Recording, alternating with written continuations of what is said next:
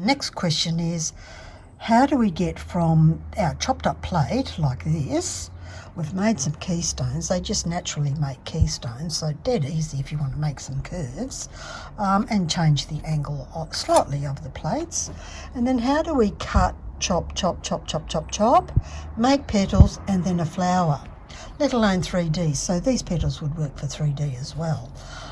And we quite happily cut our rooster feathers, or baby rooster feathers, small, and it's really, the plate ended up being quite pretty. So let's have a look at how do we turn one of these into a petal.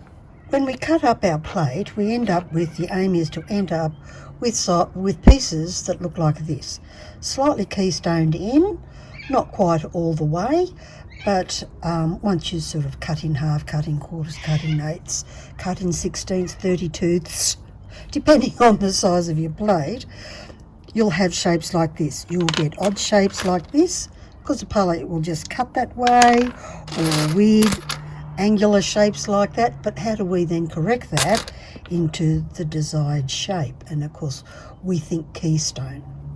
When we chop the keystone bits off, we end up with these fabulous little chips or sticks.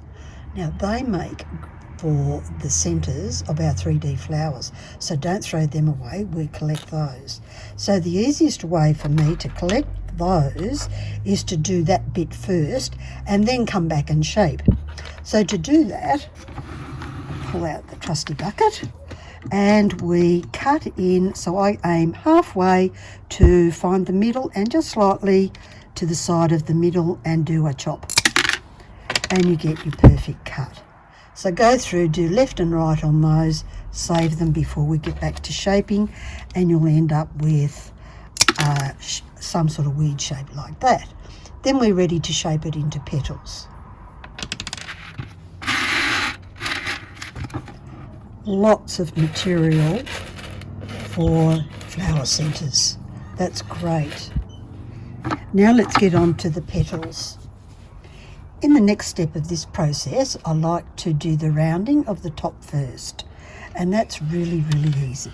So all you need to do is take the corners off,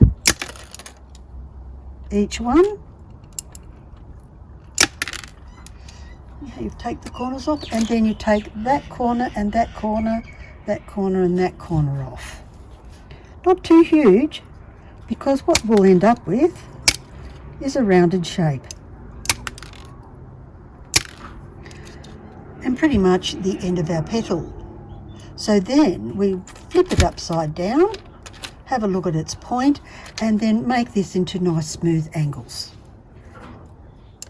And because they'll all be different, and that's what I actually like about flowers out of crockery, is that all the petals are in fact different and rough cut. So you can see that wasn't too hard at all. It's done. So it's not too difficult. And we just add it to our flower.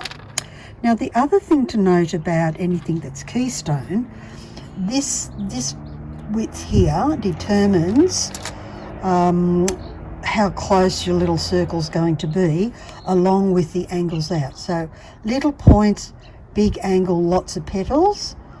Little points, wider angles, less petals, but they may not, they'll have gaps. But that's okay, because your grout will create some prettiness around the centre of it.